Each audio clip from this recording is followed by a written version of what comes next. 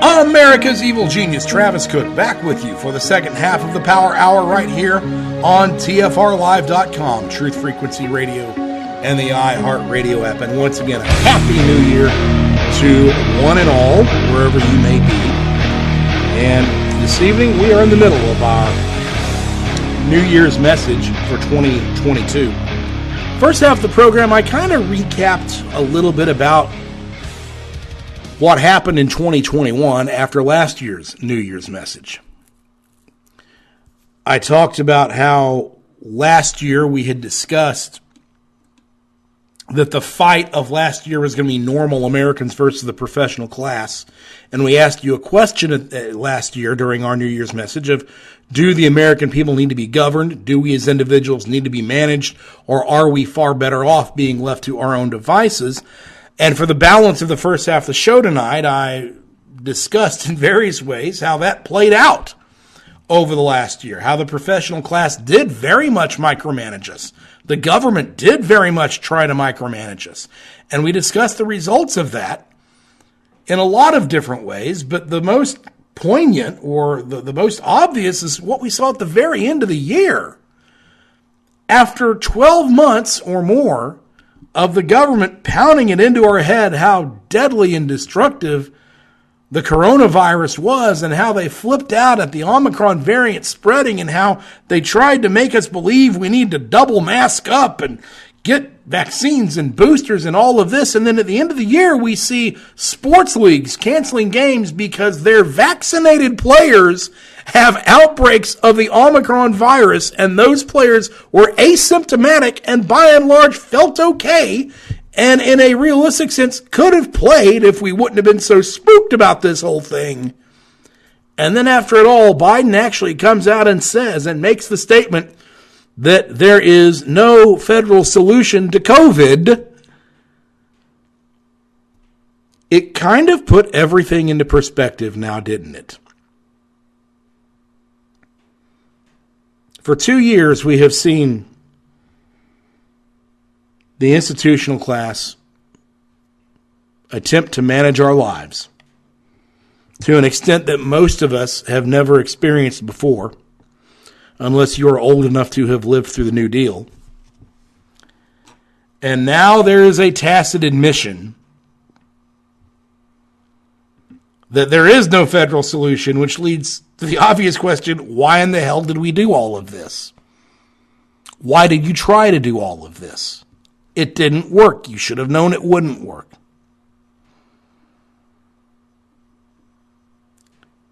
It's at this point, for a lot of people, and some of us were at this point long before, but for a lot of regular folks, I'm seeing it from people I talk to every day, this is the point where people genuinely start to question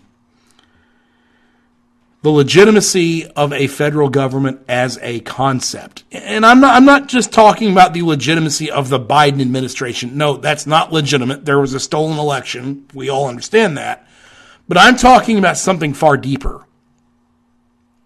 I'm talking about, from a conceptual standpoint, the question of whether or not a federal government of any sort can be legitimate. Is a federal government, is an institutional class, is a professional class something that has any sort of potential to be a positive for the American people, or does it always degenerate into something that provides far, far, far more harm than good? That is a question that slowly but surely I'm starting to see a lot of folks ask. It's a question that I asked here on this program last year in the New Year's message, and it seems to have taken about 10 or 11 months before other Americans have started to ask the same thing. America's faith in government right now is as low as it's ever been. But unlike previous times when those who had very little faith in government, and I've always been one of these folks, unlike previous times when most of those folks had that lack of faith as part of an ideological makeup, This time, the increasing lack of faith in government really isn't ideological in nature so much, but it is instead something that has become advanced because of our own experiences with over-involved government, over-involved institutions, and over-involved experts over the last 2 years. In other words, people are no longer making these arguments in a theoretical sense as many of us did in the 2000s or the 1990s. Now you're seeing these arguments come about because of what we've lived through, because of what we've experienced, because of the negative direct impacts it has had on our individual lives. And I can't help but think that those things are far more powerful to how the average person shapes their view of the world and the environment around them than any sort of theory or ideology ever could be. It's a lot more profound to question government because of what they have done to you than it is to question them based on a theory or something you've written out on paper. And I think that's a significant change among a significant portion of the American people, and one that I'm just not too sure the folks at the top of the societal food chain right now realize is happening. You know, for most of my life, if you heard somebody, a politician, a reporter, whatever, if you heard someone talk about how important it is to preserve the federal government or to preserve our democratic institutions, if you heard anyone say that, for most of my life, you just sort of knee-jerk agreed with it. You didn't even really think about it much. You kind of took it for granted. Oh, of course. Of course our government needs to be preserved and perpetuated. Of course our institutions in our great country need to be preserved and perpetuated. But to more than a few people, after the last 2 years, they're thinking about that a little bit more deeply now. It's not a knee-jerk reaction anymore. Now, when you say, and you might even say it in an offhanded way without even thinking about it, now when you say, we need to preserve our government, we need to preserve our democratic institutions, when you say that now, there's more and more of us who look back at our experiences over the last 2 years and say, wait, why? Why do we need to preserve something that has been so detrimental to me and my family? You know, in about 4 days, on January the 6th, you are going to see the news media in this country fall all over themselves in somber remembrance and a somber marking of what happened at the Capitol on January 6th of last year. I'm telling you right now, and make note of what I'm saying tonight as you watch this upcoming Thursday all across the media. I'm telling you right now, every news station, every reporter, every one of these suits who can get a hold of a microphone and a camera is going to practically be in tears on the air with a somber, hushed tone as they mark the embarrassing and disgusting and unfathomable and unthinkable events that happened on January 6th of 2021. You can see it coming a mile away. And I'm telling you right now, on this Thursday, on January 6th, when you watch the news media, you are going to hear them say phrases repeatedly like, this was an attack on our government. This was an attack on our democracy. This was an attack on our democratic institutions. And they are going to speak of the actions of Congress, the duties of Congress. We're going to speak of those things as though they are sacrosanct. They are going to speak of these things as though it is the worst sin that a human being can undertake to ever interfere with these institutions or these duties. But when you think about what we've seen over the last year, long after January 6th, mind you, doesn't the idea of the preservation of our government and our institutions at all costs, doesn't that idea become more than a little asinine? Doesn't it?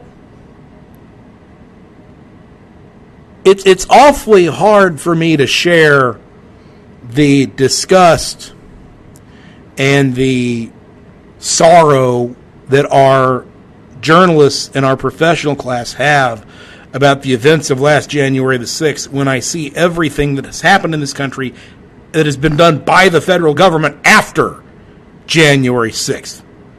To say nothing of them taking political prisoners of those who happened to be at the Capitol on that day, and they're still holding them. It becomes a little ridiculous and a little melodramatic, I think, to see these folks trying to put on such a show.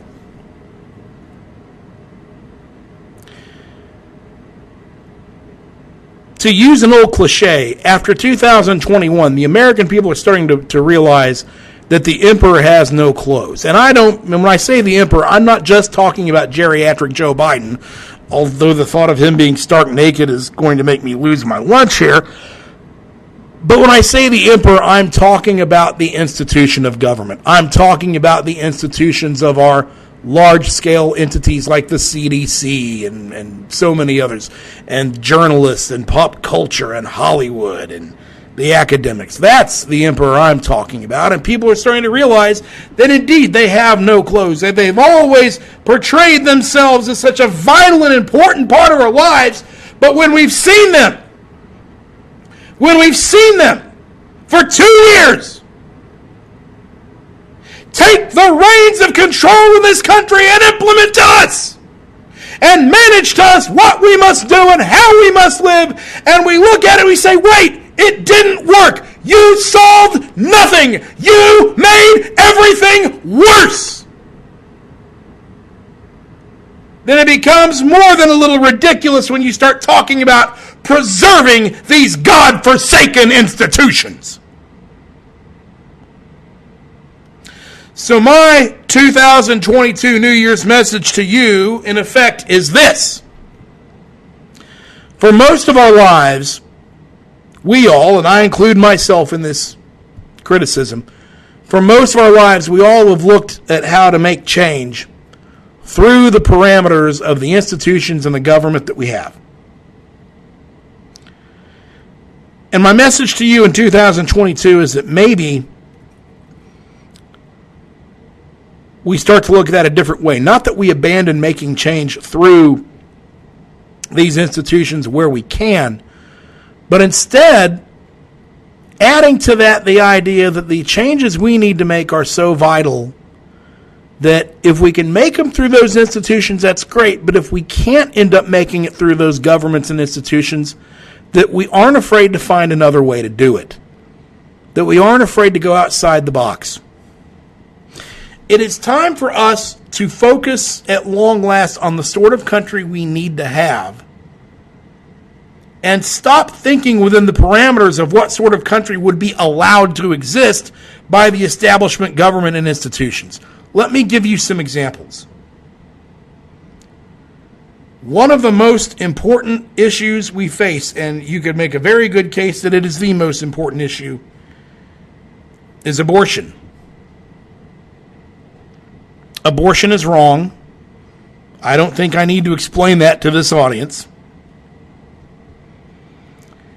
And you and I, throughout our lives, have seen continuous efforts by those of us on the right to overturn Roe versus Wade and end abortion in this country. You've seen state laws recently come up in states like Texas and Mississippi that do not outright ban abortion, but at least try to come as close to it as they can under Roe versus Wade, to where in a practical sense it would be banned, even if it's not banned in terms of fully within the law. And those fights are happening within the Supreme Court at this time, right? Now, I've said to you on this show recently that it's a little bit ridiculous that we have to have these kind of fights over something as basic and straightforward as whether or not we allow the murder of unborn children. And like you, I hope that the decisions at the Supreme Court level go the right way and those laws are allowed to stand. But if they don't, I don't think you give up the fight. I think instead, and I've said this on this program before, I think instead what you do is you strongly consider the idea of secession. And if it ends up being a civil war over abortion, fine, so be it. Because can we not say that a government or an institution that would not only allow, but would demand that you allow access within your own state to the services of abortion, to the services, if you want to call it that, of murdering unborn children, can we not say that such a government has no legitimacy to begin with? Of course we could say that. We would be right to do so. We're seeing fights all over this country right now in terms of trying to make our voting more secure and more restrictive, and we're seeing so much pushback of that. And it's going to get to a point where you've got to ask the question, okay, what we're trying to fight for, what we're trying to accomplish, can it actually happen within not only the Constitution of the United States, that's only one factor, but can it actually happen within the government as it's comprised at the time? Will they allow it to happen, or will they not allow us to secure the votes in our own states as we need to? And if they don't, then why should we stay? Think about border security. We have a federal government that simply will not protect our borders. They are allowing these third world invaders across our border. But it's those of us in the heartland and those on the border whose lives are in danger every day. If the federal government will not protect us from these national security threats, which is, after all, the kind of the most important reason we allow a federal government to exist, is it not? If they will not allow that, then why should we continue to be a part of such a government? We have a Second Amendment in this country so that our right to keep and bear arms shall not be infringed, and yet our right to keep and bear arms is infringed every single day. Anytime you go to a gun store and try to buy a gun, what do you have to do? You fill out a form. You submit to a background check. And at the end of the day, it is the federal government that determines whether or not you would be allowed to purchase the weapon of your choosing. That certainly seems like an infringement on our Second Amendment rights. Now, does it not? And if you want to purchase a fully automatic weapon, you have to go through even more scrutiny and even more expense. Certainly an infringement upon our Second Amendment rights, is it not? At some point, don't you push back and say, look, if that's what this federal government is doing, why do we need to be a part of it? As I talk to people every day, I hear them say that they want our government to focus on the victims of crime and of punishing criminals and bringing them to justice instead of focusing on the rights and the safety of these criminals. Yet our federal government so often intervenes the opposite way. I remember what they did in Ferguson, forcing their police department to change so many of the actions that they undertake. And if you go to Ferguson now, it is the inmates running the asylum there. Of course, the national TV cameras aren't there to document that at this point, but that's what's happened. What I'm saying to you is I understand, and on some level I appreciate the desire to pursue the important changes that we need to make in America through the mechanism of the government and the institutions that exist. I believe in that. However, when you get to a situation where it's clear those vitally important efforts may not or cannot be achieved through those institutions and through those governments, then it is time and it is right and it is legitimate to consider and move forward with disassociating yourself from those institutions and governments. Maybe that's a state seceding from the Union. Maybe it's multiple states seceding. Maybe it's a part of a state breaking off. It can go any number of ways how you go about it. But there is no governing entity anywhere in this world that is perpetual. Our whole form of government in this country is based on the idea of free men giving their permission to be governed. Well, if free men can give their permission to be governed, then free men can also take away that permission to be governed. If the changes we need to make, getting rid of abortion, solidifying our borders, securing our vote, and prohibiting those from voting who need not vote, if those things cannot happen through the government and institutional environment we currently have, then it's time for us to go off on our own and create our own institution. Maybe it's your state becoming its own country. Maybe it's a collection of states becoming their own nation, whatever it is. It's time to create your own entity that can create its own constitution, which can make sure that all of these things happen. I long for the day when my state of Missouri breaks apart from the federal government and creates our own constitution. I guarantee you we have enough support within this state to outlaw abortion once and for all. And I guarantee you we have enough support in this state to write up a constitution where border jumpers won't have rights and they won't have due process, they won't have anything. They will be treated like the invaders that they are. I have no doubt in our state, if we were to break away, we would create voting laws that would be far more secure and far more restrictive than the fraudulent mail-in voting that has been pushed at the national level in the United States.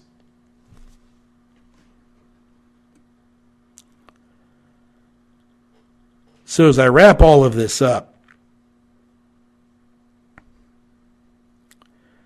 if the changes that are necessary to be made for Americans, and when I say American, I say Americans, I'm not. When I use the term America, I'm not talking about the federal government. That's not America. America is a culture. America is a people. America is a set of values. The government is something that we have allowed to exist, but the government did not create America, the culture. The government did not create the value system that comprises America. The government did not create the American people. So if the changes that America needs cannot happen within its government, it is time for Americans to break away. It is time for us to stop allowing the preservation of our governments and institutions to stop us from pursuing the sort of country that America needs to be.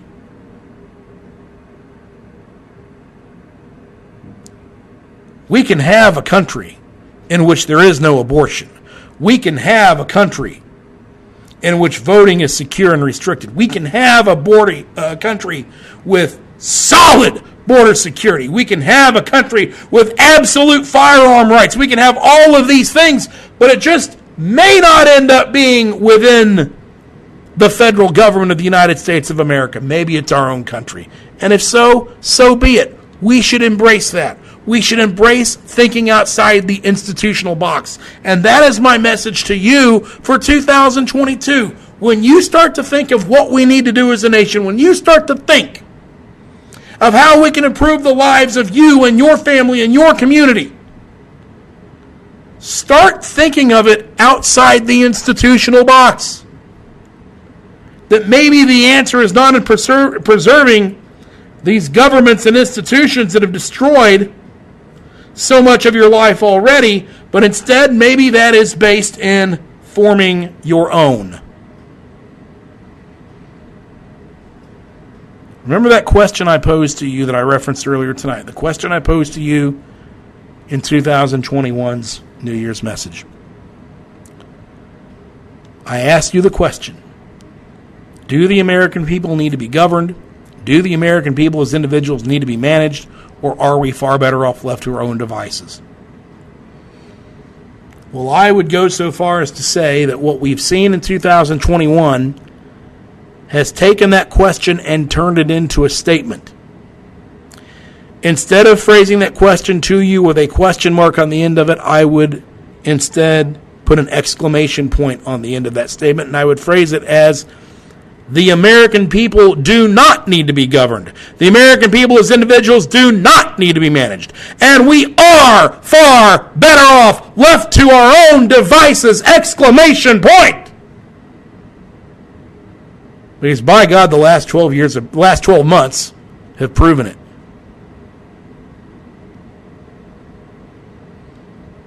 Last year I told you the fight of 2021 was going to be between normal Americans and the institutional class. We've seen the fight play out, and now we're starting to see that there's no turning back. So in closing, our efforts in 2022 need to be focused on creating the country and the environment that Americans need to have. And if the federal government and our institutions won't come along for the ride, then they need to be junked completely.